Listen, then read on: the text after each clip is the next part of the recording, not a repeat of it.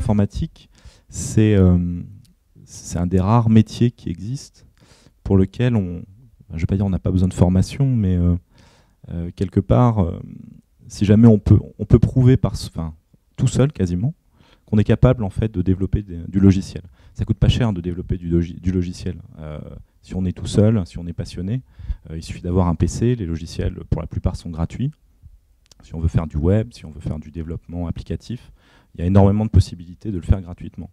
Il y a énormément de personnes dans le domaine du logiciel qui ont été découverts simplement parce que ils ont travaillé sur un projet, alors, ce qu'on appelle par exemple des projets open source, des projets pour lesquels le code est gratuit et donné en fait finalement à la communauté.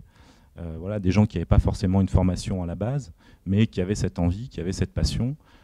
Aujourd'hui, alors moi je prends mon exemple sur les smartphones, on entend régulièrement des personnes de, je sais pas, 15-20 ans qui se sont mis à 2-3 amis et qui ont développé leur jeu.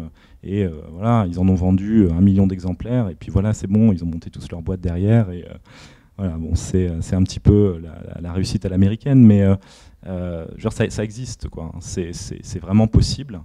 Et aujourd'hui, en tout cas dans des sociétés assez petites comme la nôtre, on ne fait pas vraiment attention au diplôme. Si la personne peut prouver qu'elle est capable de développer du logiciel, qu'elle a vraiment du code à montrer, qu'elle a vraiment des choses à montrer, on est tout à fait prêt à venir à la prendre dans nos équipes en fait. Hein.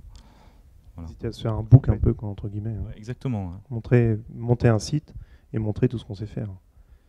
Si un logiciel est très utilisé, il plaît, ça va aller très vite. Hein. Les gens vont se refiler le lien, ils vont aller sur le site et c'est parti. Hein. D'où l'exemple des applis iPhone ou même un petit jeu avec 9 cases. Là, je sais qu'il y en a qui se sont fait des millions. Donc c'est vrai que ça peut être un coup de chance. Mais ça va être la personne, elle va montrer qu'elle s'est développée sans avoir le diplôme accroché au mur. Donc ça, c'est certain. Il vaut mieux une personne très motivée sans diplôme qu'une personne bardée de diplôme non motivée. Ça, de toute façon, si on fait une formation, je parle en formation diplômante, on nous apprend un langage. Donc après, moi, lors de ma formation, j'ai eu du C++ pour le citer, j'ai eu du Java. Mais quand j'ai développé, j'ai fait du Delphi, du Pascal, donc rien à voir. Mais c'est pas pour autant que j'ai été perdu en rentrant dans ce langage. Et pour le web, je pense que c'est à peu près pareil, non ? Oui, moi je vais rejoindre les 2 autres personnes également. Donc c'est vrai que vaut mieux voir quelqu'un de très motivé et qui bosse bien et qui s'investit pas mal que quelqu'un qui est surdiplômé et qui n'a pas s'investir, quoi. Maintenant, c'est vrai que oui, avoir une formation, c'est bien aussi. Parce que derrière la formation, donc évidemment, on y apprend des bases, on y apprend un métier.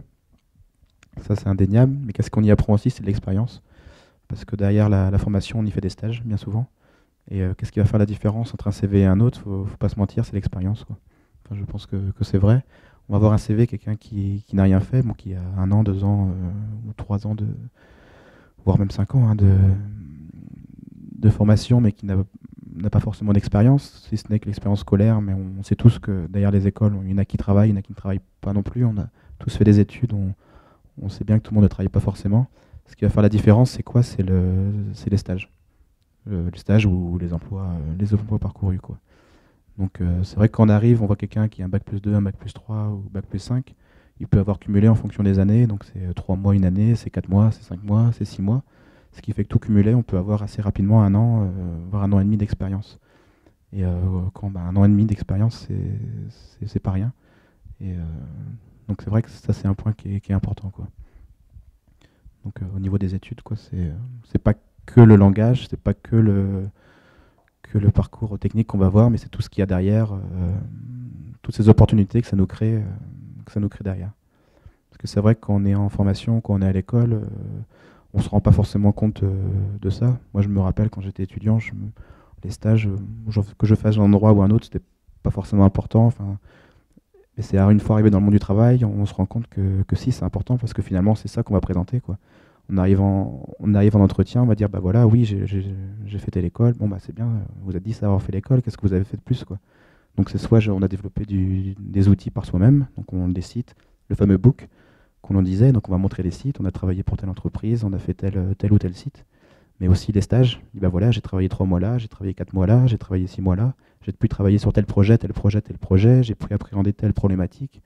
Donc voilà, ça rassure l'employeur derrière, parce qu'il va voir quelqu'un qui connaît déjà le métier, qui a déjà fait ses preuves dans telle agence ou chez l'annonceur, enfin, qui a fait ses preuves dans une entreprise. Donc ça va le rassurer, quoi. Donc oui, autodidacte, c'est bien qu'on a des choses à montrer. Je ne vais pas dire le contraire, j'ai une base là-dedans, je suis bien placé.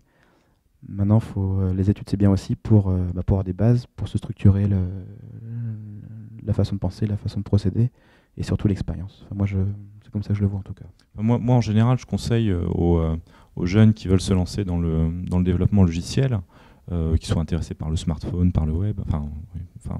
C'est vraiment de travailler, de se lancer dans le web, en fait, de faire du logiciel web. Parce qu'en fait, il y a des langages qui sont relativement simples. On a le HTML, on a le JavaScript. Et aujourd'hui, il y a une vraie volonté de très gros acteurs informatiques, donc typiquement Google, Microsoft, Apple, de pousser de plus en plus ces technologies de façon à ce que ça devienne un petit peu la norme et que finalement ce soit un peu le langage de référence, le langage par défaut tel que pouvait l'être, je ne sais pas, il y a 20 ans ou 30 ans de ça, le basique. Voilà.